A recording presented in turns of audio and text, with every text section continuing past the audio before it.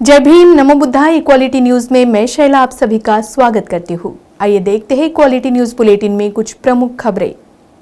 भाजपा, सपा और कांग्रेस पार्टियों के लुभावने वादों पर मायावती ने ट्वीट के जरिए सवाल उठाया है कि जो वादे आज किए जा रहे हैं वो सरकार रहते पूरा क्यों नहीं किए गए। उत्तर प्रदेश में 2022 के चुनाव को जीतने के लिए हर राजनीतिक दल अपनी बिसात बिछा रहा है। वोटर्स को लुभाने के लिए हर दल ने अपनी पूरी ताकत झोंक दी है। भाजपा, सपा और कांग्रेस अपनी हर रैली में मतदाताओं को लुभाने के लिए नए नए वादे भी कर रहे हैं।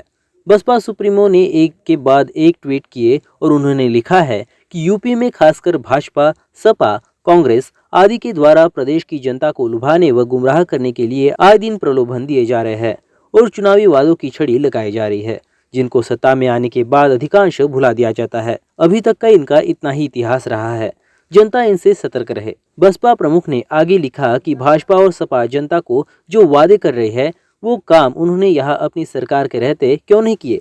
कांग्रेस पार्टी भी महिलाओं को 40% टिकट व स्कूटी आदि देने की जो वादे किए जा रहे हैं उन्होंने उन राज्यों में क्यों नहीं किया जहाँ पर उनकी सत्ता है। ये सोचने वाली बात है।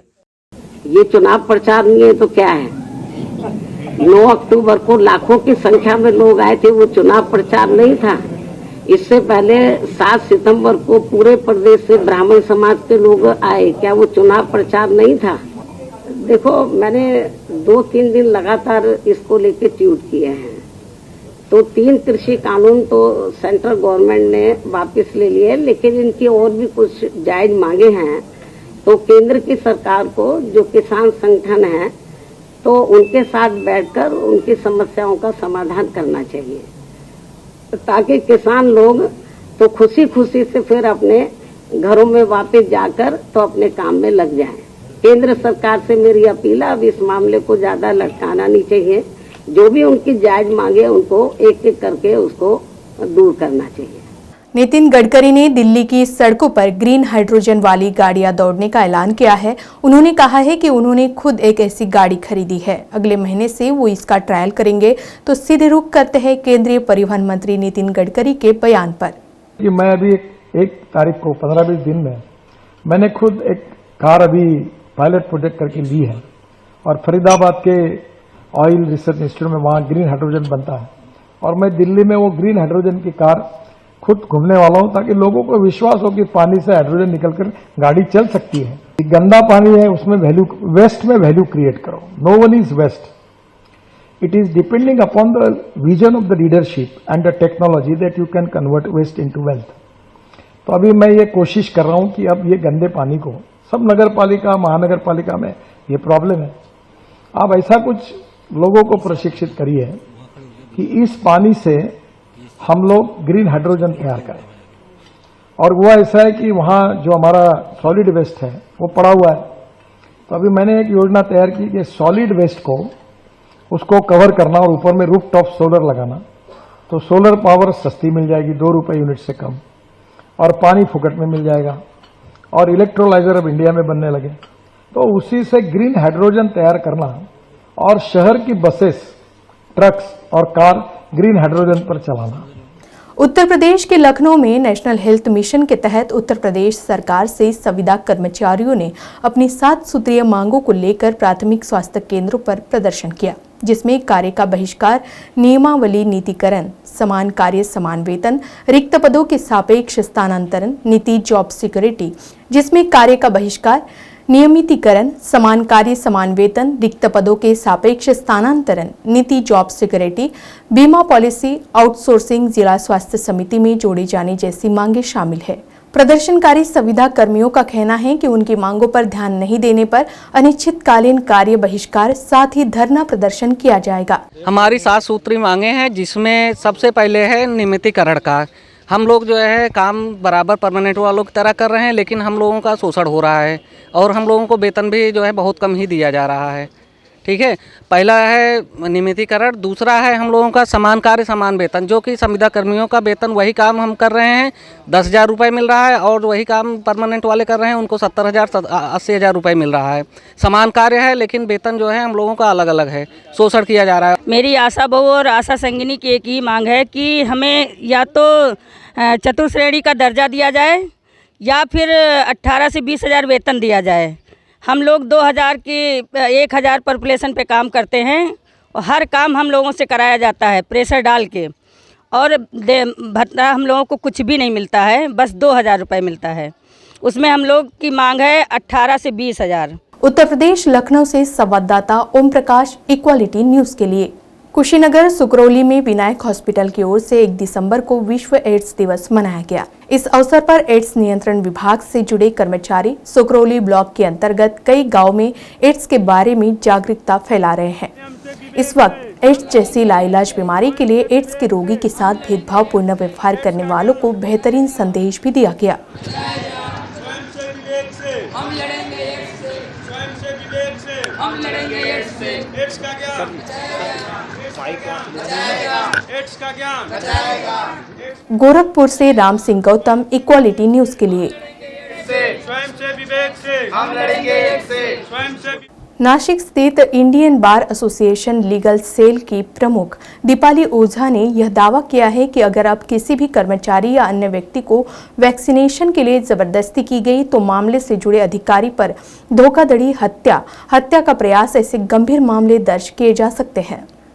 Indian bar association legal cell प्रमुख डॉक्टर दीपाली ओझा ने यह दावा किया है कि अब तक वैक्सीन के साइड इफेक्ट की वजह से देश भर में 4500 से ज्यादा लोगों की मौत हो चुकी है। वहीं अगर कानूनी तौर पर देखा जाए तो किसी भी सामान्य व्यक्ति पर वैक्सीनेशन के लिए सख्ती नहीं की जा सकती, और अगर फिर भी सख्ती होती है तो मामले से जुड़े व्यक्ति विशेष पर भादावी कलम 166, 115, 52, 120 बी, 24, 323, 336, 307 के तहत कार्रवाई की जा सकती है। केंद्र सरकार की ओर से वैक्सीनेशन ऐच्छिक तौर पर है, लिहाजा कोई भी वैक्सीनेशन के लिए जबरदस्ती नहीं कर सकता, और ऐसे में अगर संबंधित अधिकारी वैक्सीनेशन के लिए जोर करते हैं तो संबंधित अधिकारियों पर कार्रवाई की जा सकती है। अब देखना यह है कि इस मामले के बाद वैक्सीनेशन की सुस्त पड़ी रफ्तार में और कितनी कमी आती है। उत्तर प्रदेश की पुलिस की इज्जत तार-तार करने वाला एक वीडियो सोशल मीडिया पर जमकर वायरल हो रहा है। कार से टक्कर के बाद एक दबंग ने वर्दीधारी सब इंस्पेक्टर को भारी भीड़ में एक के बाद एक थप्पड़ जड़ दिए। मामला हसनगंज निराला नगर पुलिस चौकी से कुछ दूरी पर द रीजेंट होटल के बाहर का है। आखिर इस दबंगई की क्या वजह है, इसका पता लगाया जा रहा है। पुलिस ने मामले में आरोपी को गिरफ्तार कर लिया है। गिरफ्तारी के बाद युवक ने यह भी स्वीकार किया कि उससे गलती हो गई है और उसे ऐसा नहीं करना चाहिए था। उसे पुलिस वाले पर हाथ नहीं उठाना चाहिए था। हालांकि पुलिस अभी पूरे मामले की पड़ताल कर रही है। अगर ऐसा ही होता रहा तो आने वाले दिनों में यूपी में रक्षक ही अपनी रक्षा की गुहार लगाते मिल सकते हैं। उत्तर प्रदेश से संवाददाता, इक्वालिटी न्यूज के लिए। डोंगरगढ़ में 3 दिसंबर विश्व विकलांग दिवस के अवसर पर विश्व विकलांग दिवस कार्यक्रम का आयोजन किया गया। बिना प्रशासनिक सहयोग के अपने आप को दुर्बल न समझते हुए संगठित होकर एकात्मता का परिचय देते हुए डोंगरगढ़ में 3 दिसंबर विश्व विकलांग दिवस मनाया गया। इस वक्त कार्यक्रम का आयोजन किया गया जिसमें आसपास के सभी विकलांगजन शामिल हुए। कार्यक्रम के दौरान वर्तमान में दिव्यांग की स्थिति क्या है, इस पर विचार विमर्श किया गया, जिसमें मुख्यतः छत्तीसगढ़ विकलांग पेंशन पर विकलांगों का क्या कहना था, ये भी हमने जाना। निःशक्तों कल्याण हेतु कई योजनाएं बनाई जाती है और लागू भी की जाती है, लेकिन कागजों में ही सारी योजनाएं सिमट जाती है। वहीं दूसरी ओर दिव्यांगजनों ने बताया कि जिला चिकित्सालय में दिव्यांग हिताग्रही का निःशक्त प्रमाण पत्र का नवीनीकरण करने जाते समय उनकी विकलांगता की प्रतिशत कम कर घटा दिया जाता है, जिससे किसी योजना में पात्र होते हुए भी शासन की योजनाओं का लाभ उन्हें नहीं मिलता। क्योंकि मैं पढ़ाई करती हूँ तो मेरे को आने जाने में प्रॉब्लम होती है, और जब विकलांग सर्टिफिकेट बनवाने जाओ तो वहाँ पे कम कर देते हैं प्रतिशत, और जो मेरे से ज़्यादा मतलब कम है विकलांग उनको 80%, 90% दे के योजनाओं का लाभ उठाते हैं उन लोग, और हम लोग पीछे रह जाते हैं। तो ये मतलब आपने बोला नहीं उनको? नहीं, मैं बोली कितने बार वहाँ जाके आवाज़ उठाई कि मेरा इतना बना दो करके, क्योंकि मेरा ज़्यादा विकलांग हूँ मैं ऐसे करके, तो वो बोले कि नहीं जितना बना है उतना बनाए हैं ऐसे करके। हमारे छत्तीसगढ़ राज्य में नेशनल लेवल पे छत्तीसगढ़ राज्य को विकलांगों के उपलक्ष्य में बेस्ट पुरस्कार मिल रहा है कि विकलांगजनों के समाज कल्याण विभाग ने बहुत अच्छा काम किया। लेकिन ये सिर्फ जमीनी स्तर पे नहीं है, किताबी स्तर पे है। आज की डेट में आप चले जाइए तो कहीं भी जाइए छत्तीसगढ़ राज्य के जिले में, ब्लॉक में, दिव्यांग आज भी जमीनी स्तर पे कुछ शासकीय लाभों का फायदा नहीं उठा पा रहा है। योजनाएं तो करोड़ों रुपए का आता है, लेकिन कहाँ जाता है पता नहीं। जैसे विकलांग को बोलते हैं कि 80% मेडिकल होगा तभी उसको पेंशन मिलेगा। सबसे बड़ा प्रॉब्लम तो ये है कि जो घसीट के चलता है उसका 40% डॉक्टर मेडिकल बनाता है। आज की डेट में जो पैर बगैर सहारे चलता है उसका 85% और जो घसीट के चलता है उसका 40% बनाते हैं। तो सरकार उसको लाभ कहाँ से दे पाएगा? एक तरफ तो बोलता है कि आपको ये मिलेगा, फायदा मिलेगा, स्कूटी मिलेगा, वो सब चीज मिलेगा, लेकिन जब जाता है बच्चा उसका फायदा उठाने तो उसमें बोलता है कि आपका 80% नहीं है, 75% नहीं है, तो आपको ये लाभ नहीं मिल पाएगा। इस पर आपने डॉक्टर से कुछ बात की? मेडिकल कई बार हम लोगों ने डॉक्टर से बहस किया। डॉक्टर से जब बहस करते तो वो बोलता है डॉक्टर तुम हो कि हम हैं, हम आपका मेडिकल अपने हिसाब से बनाएंगे, उसमें आप कुछ नहीं बोल सकते। डोंगरगढ़ से संवाददाता अक्षय डोंगरे की रिपोर्ट, इक्वालिटी न्यूज के लिए। 29 नवंबर को जबलपुर में हुए ओबीसी महासभा के आंदोलन में वर्दीधारियों की अभद्रता सामने आई है। शांतिपूर्ण तरीके से प्रदर्शन कर रहे ओबीसी पिछड़ा वर्ग के लोगों को आरक्षण की जगह पुलिस की लाठियां तो मिली ही, साथ ही उन्हें गालियां भी दी गई, जिसके वायरल वीडियो में पुष्टि हुई। साथ ही प्रदर्शन में शामिल महिलाओं के साथ अभद्रता का आरोप भी लगाया जा रहा है। ओबीसी महासभा का कहना है कि ऐसे पुलिस वालों को तुरंत शिवराज सरकार को बर्खास्त करना चाहिए। संबंधित आंदोलन को घंटाघर तक ले जाने की परमिशन थी, फिर भी संबंधित अधिकारी व पुलिस ने जानबूझकर लाठीचार्ज करवाया, जिसमें करीब 50 लोग घायल हो गए। हालांकि ओबीसी महासभा शिवराज सरकार के लाठी डंडों से डरने वाली नहीं है।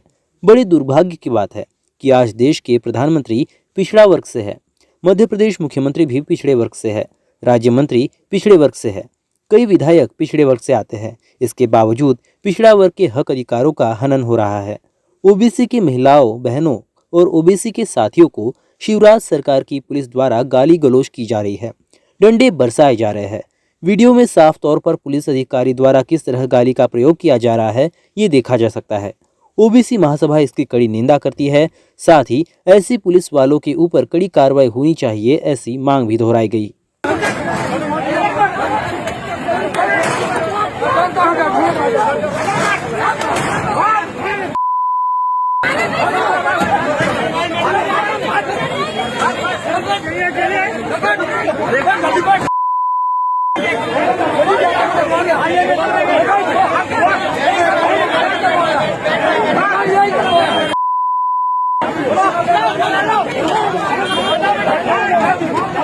संविधान दिवस पर विचार गोष्ठी का आयोजन जिला मुख्यालय स्थित काली पुतली चौक स्थित नवनिर्मित चौपाटी गार्डन में बालाघाट में कार्यक्रम का आयोजन किया गया। इस वक्त जय भीम फिल्म का सामूहिक प्रदर्शन भी किया गया था। सभी कार्यक्रम पूर्व निर्धारित रूपरेखा के आधार पर 2 दिसंबर को आयोजित किए गए। इस वक्त मुख्य अतिथि के रूप में मौजूद IAS विशेष गढ़पाल और अन्य पदाधिकारियों की अध्यक्षता में संविधान के विषय में एवं बोधिसत्व विश्व रत्न डॉक्टर बाबा साहब अम्बेडकर के बहुजन समाज को दिए गए संदेश और उनके विचार साझा किए गए। आयोजन में बहुजन समाज एवं विभिन्न सामाजिक संगठनों की बड़ी संख्या में भागीदारी रही। नहीं कर पाए, इस बार हो रहा है, ये बहुत अच्छी बात है। आप लोगों के बीच संविधान दिवस के प्रासंगिकता को लेकर, इसकी महत्ता को लेकर हमारे अन्य बहुत सारे साथियों ने अपनी बात रखी होगी और बहुत देर भी हो रही है आप लोगों को, क्योंकि शाम हो गई है देर, और देर शाम के अलावा डिनर का टाइम भी हो रहा है और ऊपर आसमान से सर्द। मध्य प्रदेश बालाघाट से संवाददाता राहुल राज भालेकर, इक्वालिटी न्यूज के लिए। ग्रेटर नोएडा में 40% स्थानीय युवाओं को रोजगार की मांग पर किसान बेरोजगार सभा ने हायर कंपनी के गेट पर प्रदर्शन किया। हालांकि योग्यतानुसार रोजगार देने के आश्वासन के बाद ही प्रदर्शनकारी कंपनी के गेट से उठे। ग्रेटर नोएडा में मोबाइल और अन्य घरेलू उपकरण बनाने वाली चाइनीज कंपनी हायर के खिलाफ किसान बेरोजगार सभा ने अनिश्चितकालीन धरना दिया है। इस दौरान पुलिस और किसानों के बीच नोकझोंक भी हुई। प्रदर्शनकारियों का कहना है कि जब तक उनकी मांगे पूरी नहीं होगी तब तक वह प्रदर्शन करते रहेंगे। इसके लिए चाहे उन पर कितने भी मुकदमे दर्ज क्यों न हो, वह पीछे नहीं हटेंगे। हालांकि योग्यतानुसार रोजगार देने के आश्वासन के बाद ही प्रदर्शनकारी कंपनी के गेट से उठे। उन्होंने चेतावनी दी है कि यदि मांग पूरी नहीं की गई तो दोबारा आंदोलन किया जाएगा। अजायबपुर गांव स्थित हायर कंपनी को बनाने में रिठौर, मायचा, रायपुर समेत आसपास के गांव की जमीन अधिग्रहण की गई थी। कंपनी में स्थानीय युवाओं को रोजगार दिलाने के उद्देश्य से गुरुवार को किसान बेरोजगार सभा के नेतृत्व पर किसानों ने प्रदर्शन किया था। स्थानीय लोगों को स्थानीय इकाइयों में हिस्सेदारी नौकरी मिले, क्योंकि जब 2005 में हमारे क्षेत्र का अधिग्रहण हुआ था तो बड़ी बड़ी कंपनी के नाम जब भी आए थे और ये तय हो था अब भाई स्थानीय लोगों को रोजगार दिया जाएगा, यहाँ का विकास होगा। मगर हमारी जमीन तो चली गई, मगर विकास के नाम पर सिर्फ हमें आश्वासन मिल रहा है। 28 तारीख को हमने हायर पे ही प्रदर्शन किया था, जिसमें 25 नवंबर तक को हमें आश्वासन दिया था। 25 नवंबर के बावजूद आज हम 2 दिसंबर 2021 से हायर कंपनी पर अनिश्चितकालीन धरना पे बैठे हैं। हमारे बच्चे को नौकरी नहीं है, हमारे बच्चे बाहर जाते हैं। पहली बात तो हमारा रास्ता घेर लिया, अब 2 किलोमीटर दूर कर जाते हैं हमारे बच्चे। हमें नींद भी नहीं आती रात को। अपने बच्चे तो कह रहे हैं कि हम 3 लाख रोजगार प्रतिदिन दे रहे हैं, कुछ भी नहीं दिया, हमारा राह छीन लिया और हमारे बच्चे को रोजगार भी नहीं दे रहे। तो आप चुनाव तो आप ही करते हैं, इस तरीके से सिचुएशन कैसी आ रही है? कैसे आ रही है? पहले धरना दिया, वहाँ को निकता हमारे बच्चे ने नौकरी मिले, SDM कुछ आश्वासन नहीं दिया जा रहा है अभी तक, जमीनी स्तर पर कुछ नहीं, कुछ नहीं, हमको कुछ नहीं दे रहे। बैठकर हम चले जाते हैं। ग्रेटर नोएडा से विनय वर्मा, इक्वालिटी न्यूज के लिए। नेपा नगर सीएमओ राजेश मिश्रा का नेपा नगर नगर पालिका में यथावत रहने की खुशी में नगर पालिका कर्मचारियों ने बुरहानपुर से नेपा नगर वापस लौटने पर सीएमओ राजेश मिश्रा का जमकर स्वागत किया। नेपा नगर नगर पालिका के स्थानांतरण हो चुके सीएमओ राजेश मिश्रा को हटाए जाने की मांग को लेकर कांग्रेसियों ने क्रमिक भूख हड़ताल की थी। इसी बीच प्रशासनिक तौर पर सीएमओ प्रदीप शर्मा का नेपा नगर स्थानांतरण हुआ, जिसके बाद कांग्रेसियों की हड़ताल समाप्त हुई।